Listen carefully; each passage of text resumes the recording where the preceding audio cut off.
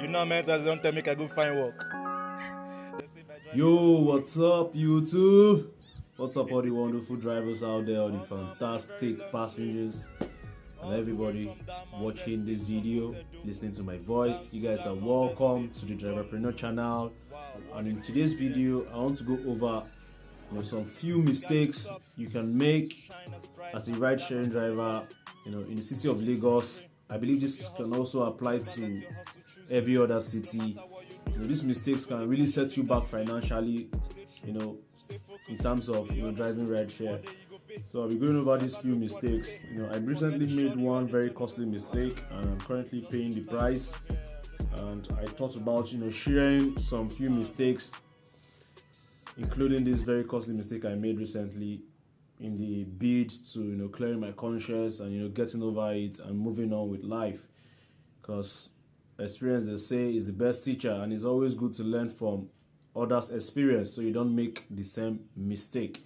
So without wasting time, let's dive into today's video straight up. This is the Driverpreneur channel. I'm a Lagos State-based ride-sharing driver. I drive practically full-time in the city of Lagos.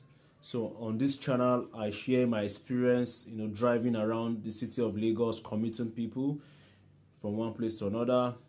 I also on this channel share ride sharing updates. I do reaction videos to anything relating to the online ride sharing space, which is online taxi.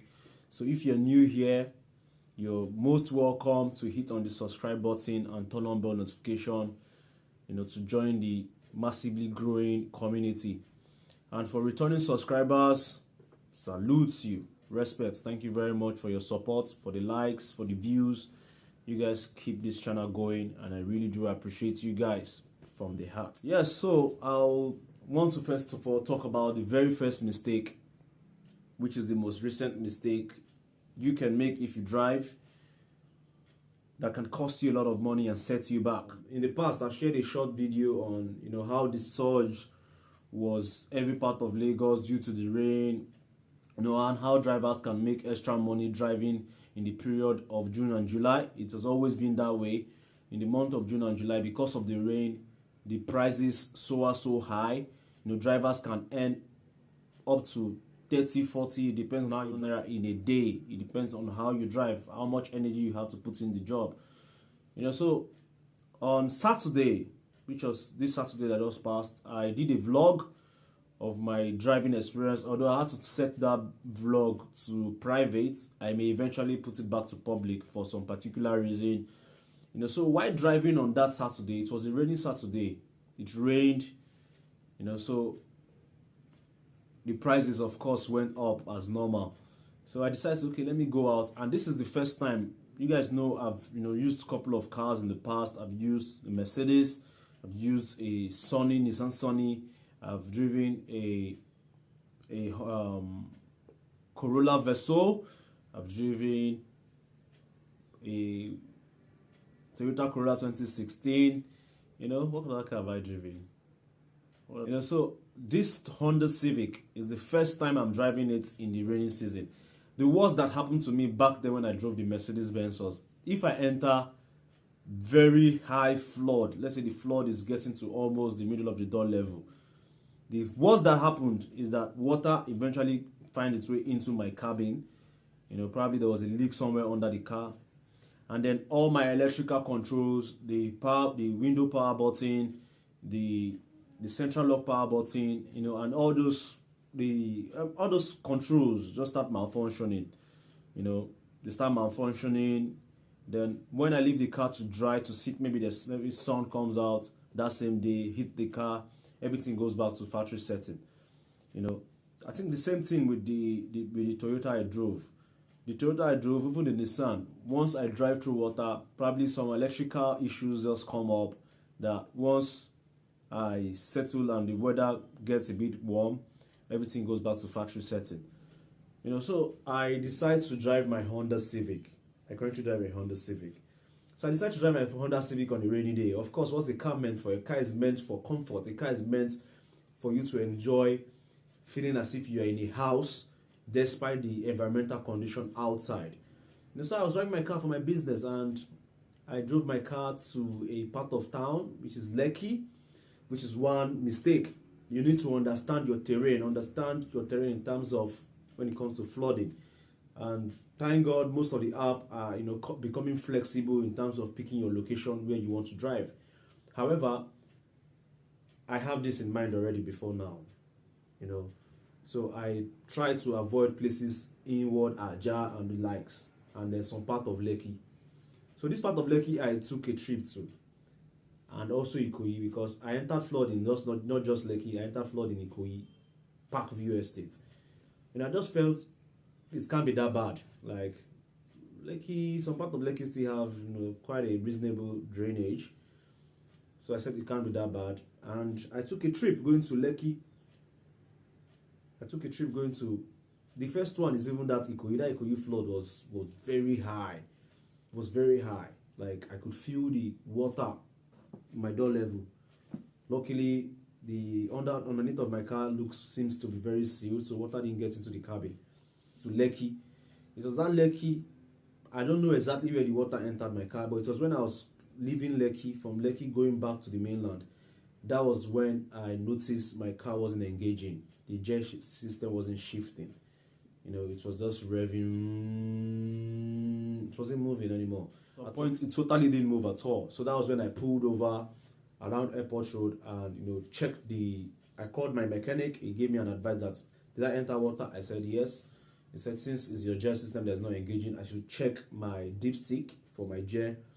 And when I checked, below and behold, there was water in it. Like there was water all over the dipstick, which means water found its way into the gear system.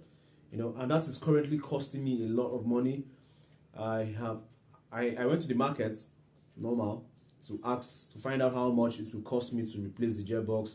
And guess what? This gearbox that was selling for 70,000 naira about 3 years ago, 70k. With 70k, you will get the gearbox of this car 3 years ago. Right now in the market, this gearbox is 160,000 naira. When I saw when I heard the price, I was like, wow, man, things has really changed.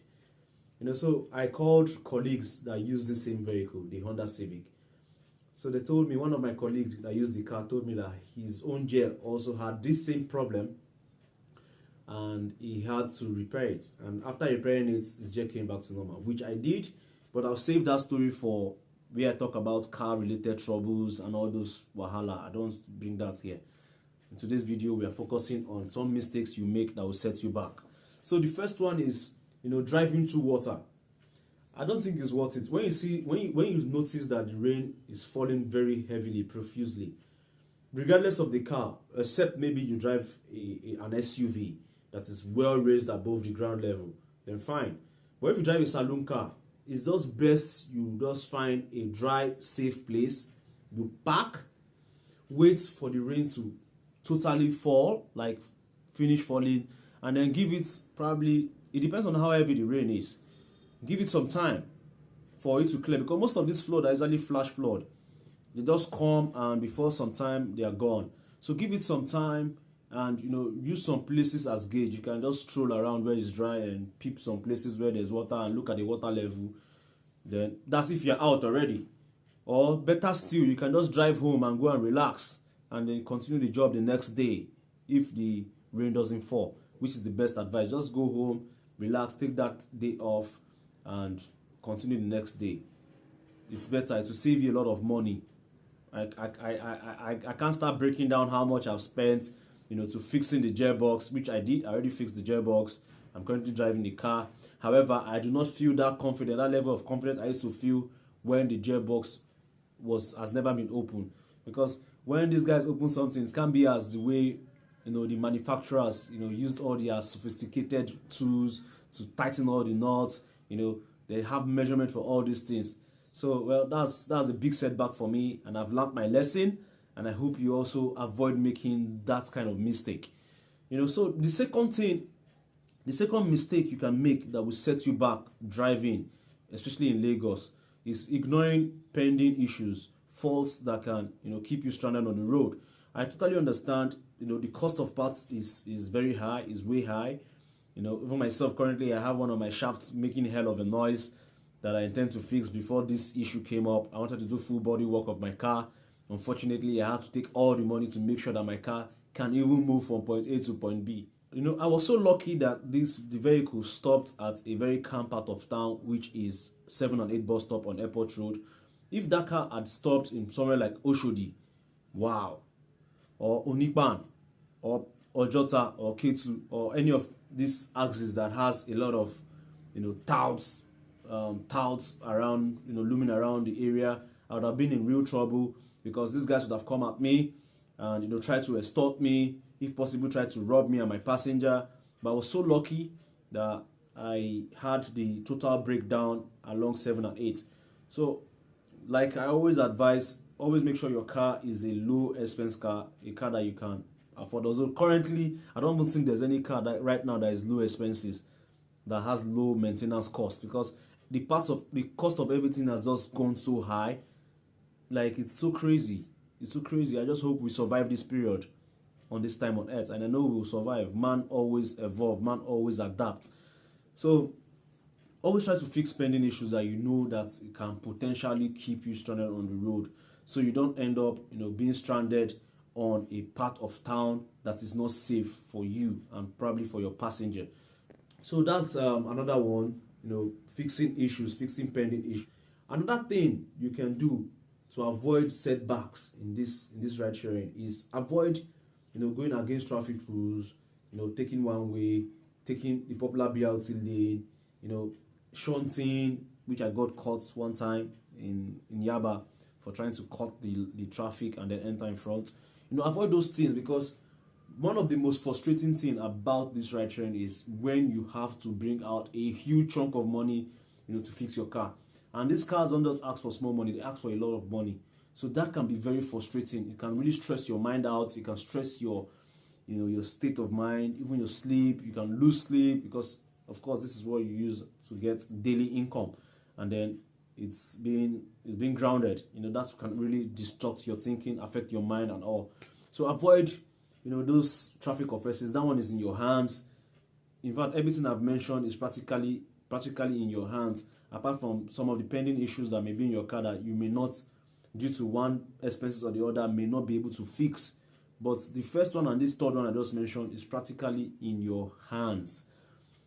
Then fourthly, number 4 is avoid driving late into the night if your car is not, you don't have bright enough headlamps. You can run into coverts. I've seen drivers run into coverts. I've seen accidents that are avoidable that was clearly due to drivers not seeing properly at night.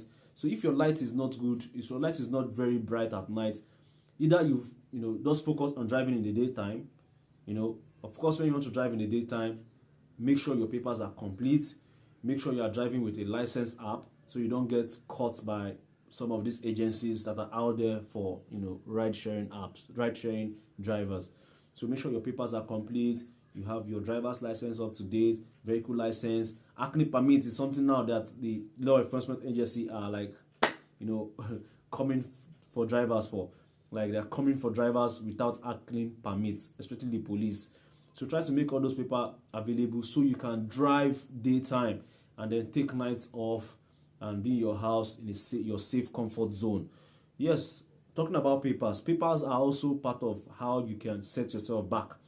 Because if you don't have the complete documents to drive freely on the road, and you get accosted by either the police, VIU, road safety, and they ask for these documents and you can't provide it, they're going to ask you for money. You're going to have to pay. Either sometimes what happens here in Nigeria is that they can either make you pay on the spot, or they take you to their office where you have to waste time and go through the bank procedure of payment and all those kind of time wasting activities. Some of the things you can put in mind to avoid setback when it comes to ride sharing. So in case I skip any of the mistakes or any of the things to avoid, please, you can also add yours in the comment section. I'll be willing and glad to see your comments in the comment section.